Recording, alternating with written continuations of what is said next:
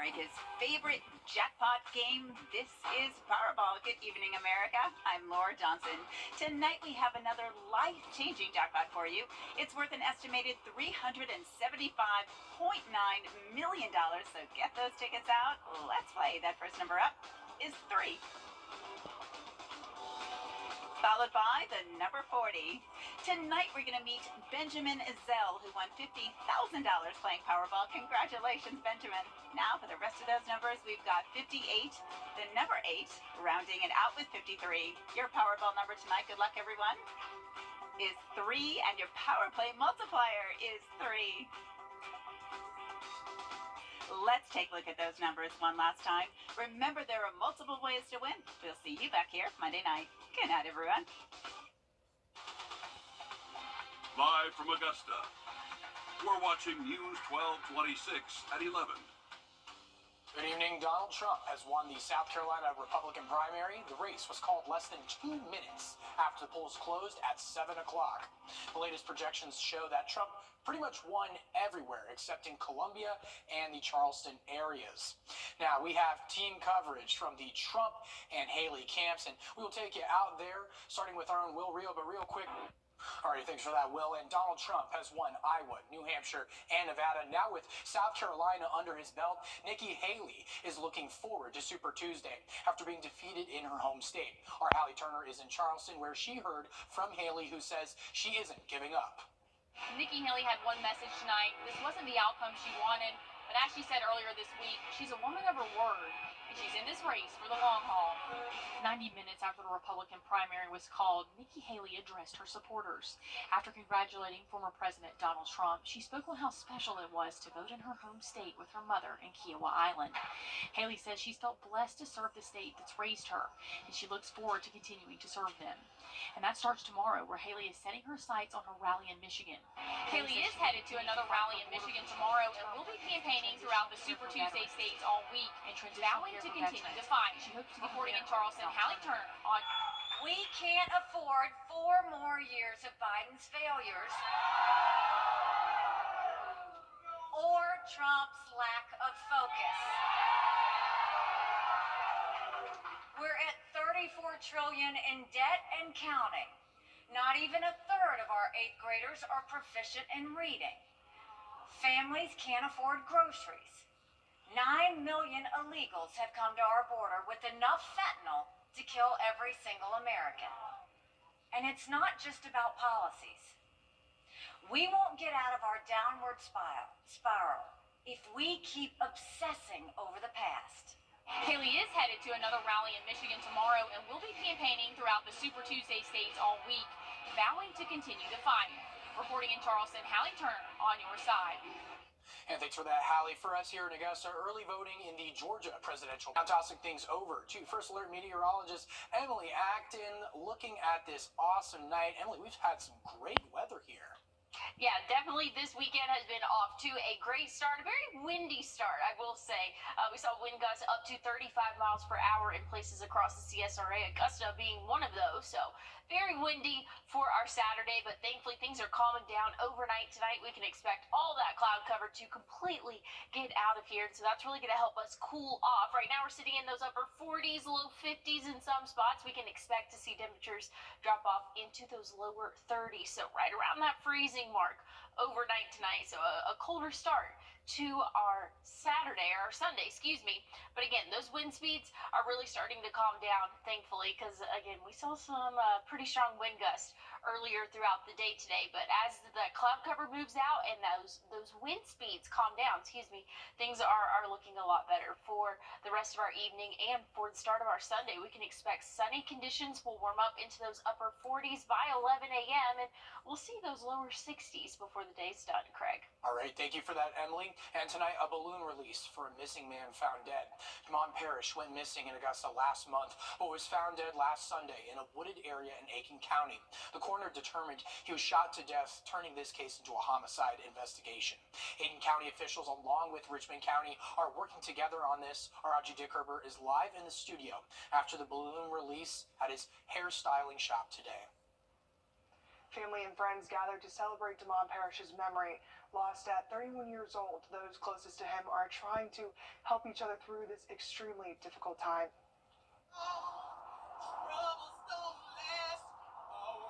Coming together at a time when it's needed most.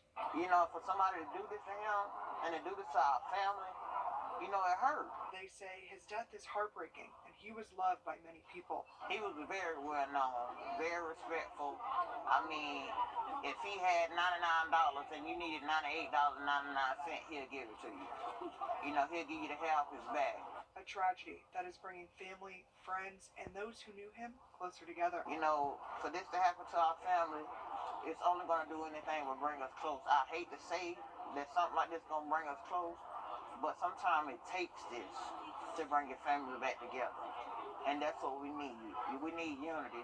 All this killing going on up here, all these dead bodies they find, it need to stop. Hoping for justice and holding each other closer as they wait for answers. We just got to continue to do what he would want us to do. Everybody get together, enjoy each other, love on each other while we can, you know, and once justice is served, of course, we will feel better. But we're still going to live as if he's still here. Keep his name alive. Keep his name alive. Definitely be kept alive. He will never be forgotten. This has been a really hard time for Parrish's family and friends as they hope for justice and wait for more answers about what happened and why. We will continue to follow this case and update you once we find out more. All right, thanks for checking in there, Audrey. Now over this morning, a judge denied. We're sitting in those upper 40s right now, but we can expect to see lows right around that freezing mark overnight tonight. But we have a warm week in store for us, and I'll break it down for you coming up. Introducing the First Alert Radar Network. With up to 10 times the resolution of other local radars and technology that can pinpoint right down to your street. First just got faster. This is not you. It's not me. Real people, real problems, real life solutions. Investigate TV Plus. Trust meteorologist Emily Acton for your First Alert. Taking you all to a live look at Grovetown. Emily, it has been just an amazing time for weather. I feel like that early spring is really here. Is it due to Puxatawny Phil, or are we just seeing some sort of weather patterns coming to the I'm not sure how much he has in the forecast, but we'll give him maybe a little bit of credit. I don't know. I think stick to the science with it. But looking across the nation right now, really not that cold for this time of night, and that's just kind of showing, hey, we're getting into that spring pattern. Typically would expect to see temperatures a lot cooler than this, but again, warmer air is coming our way to us here in the CSRA right now. We're sitting in those middle 40s, upper 40s in some spots, but again, a relatively warm evening for us. Now, it's very dry out there, so we're still having that crisp fall winter air, but again, like I said, spring is on the way. We're not seeing any rainfall, not tracking anything, not expecting anything throughout the day tomorrow or Monday or Tuesday. So that's definitely some good news. Things are looking dry again for the end of our weekend and into the start of our work week. Starting off tomorrow, though, we'll be closer to that freezing mark. Then expecting sunny sky conditions throughout the rest of the day, and we'll warm up to right around 62, 63 by the afternoon hours. So a few degrees below average for this time of year, but that cloud cover will come into play overnight and for the early morning hours Monday. We can expect to see some cloud cover, but should be out of our hair by the noon hour, and that's going to help us warm up into those upper 60s and possibly even see that 70-degree mark come Monday. So things are definitely looking warmer for us once we get into the overnight hours Monday and into Tuesday. That's when things will cool off just a little bit, but check it out. Monday right around 72 we're going to see for that high temperature. Tuesday 75, but our warmest day is going to come on Wednesday, and we actually are having a cold front though follow behind it, unfortunately. So that's what's going to bring us some rainfall late in the evening and overnight hours Wednesday. Thursday, that's when we'll really feel the effects of those cooler temperatures. We'll be in those lower 60s, right around 62 for the high Thursday. Rain chances come back into play from the Gulf, so not another cold front. This is actually just some moisture coming from the south for our Friday, and again, there'll be some rain later on in the day. Saturday, though, looking mostly cloudy, maybe an isolated shower, but it's 7 days away, so we'll definitely keep an eye on it here. But I'm excited. Sunday, Monday, Tuesday, beautiful, Craig. Relief for my heating bill. That's what I'm looking forward to. Thanks for that, Emily. Now, it was a big day of sports coming up. A big in a moment, but here's a first look live at Seattle and your winning lotto numbers.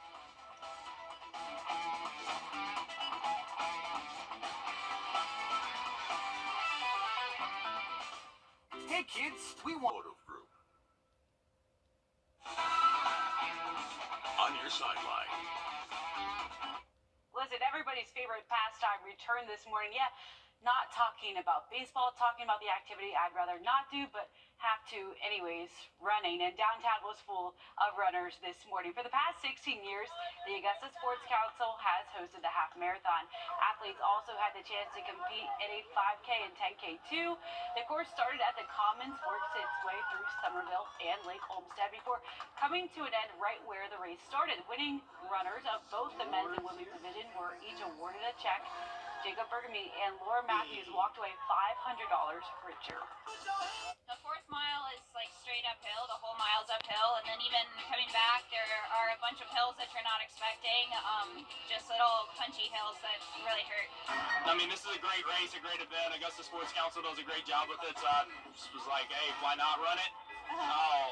But yeah, they did a great job putting it on. It was fun. The hills were rough, but it was a really fun event. I can't wait to be back next year.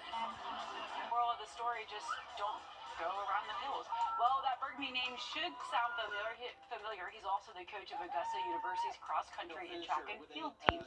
So he had to win, right? All right, let's jump on over to playoffs with the GHSA Sweet 16.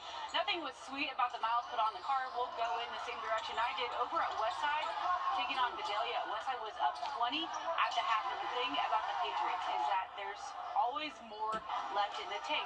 DeMarco Middleton from the middle of the court to the middle of the net. Westside makes it 40-18.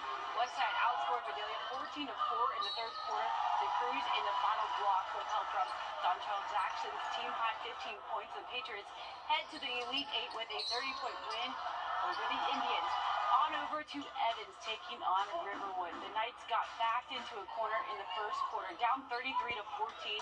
By the third, the Knights couldn't find a prayer that even Bon Jovi could answer, trailing by 25 at one point. The Knights didn't go without a fight. They put up 35 in the second half, but the fight was already over. Riverwood takes it 95-71. Evans' season comes to an end. All right, give or take 18 miles away at Cross Creek, the backs meeting Johnson on the hardwood. Cross Creek was down 9 to start the third quarter. Tajai has his eye on this one. He cuts it to low with a fly from outside, 31-30. They keep it within 6 of Johnson with less than 2 minutes and 30 seconds to go in the fourth.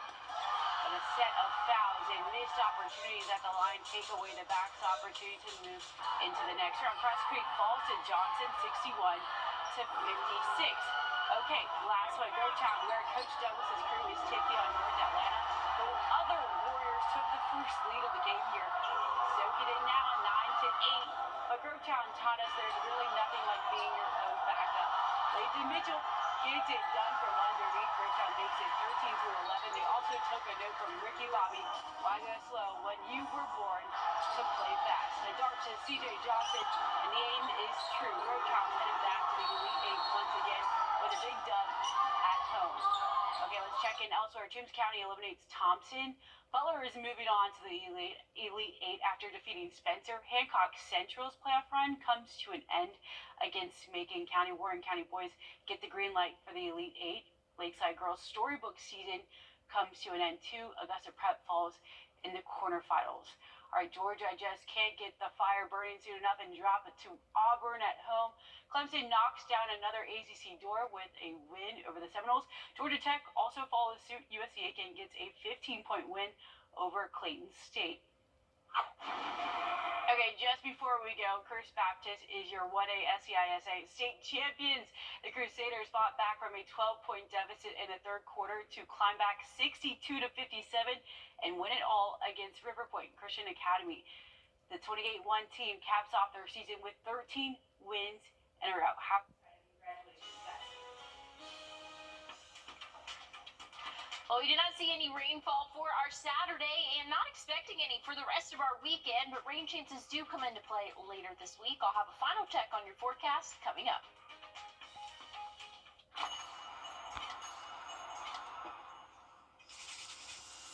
I am your genie. What are your wishes? You're in training? I'm taking courses online. All right, let's see you turn this $1 bill into 2 million bills. I got you. Hi, I'm Bill. I'm Bill. Hi, I'm Bill. I'm at the money.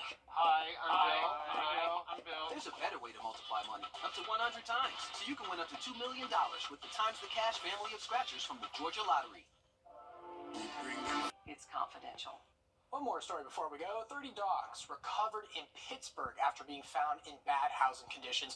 All have new homes. Last year, more than 100 animals were rescued from a property in Buffalo Township, and 2 people are facing more than 200 charges of animal cruelty. Officials say they are all doing well, though, with their new families. I love that. Lots of adoption, lots of rescue right there, lots of furry new friends. Oh my gosh, big old floofer. Love it. They all look so sweet, and I know you said how many dogs was it? 100? 30 rescued. 30 rescued. Wow, yeah. And you forgot to mention the horses also. Oh yeah. Those huge dogs. They look like horses. That's all I know that. My friend has one, and she lets it drink out of the sink, and Gio could never do that. So. I don't know if I want Gio to do that. Yeah. That's pretty crazy. Anyways, switching over to weather this week, really looking pretty good. Definitely seasonable. This is a spring pattern for us. We're starting off sunny with highs right around average, maybe a few degrees above average for this time of year. Once we get into Tuesday, Wednesday, though, that's when those temperatures really get to soar in those middle and upper 70s. Then a cold front's moving through late Wednesday, and that's going to bring some showers, unfortunately, to our area. But it's springtime, or about to be springtime, and we're ready for it. Alrighty, well, thank you for joining us here on News 12 at 11. Good night.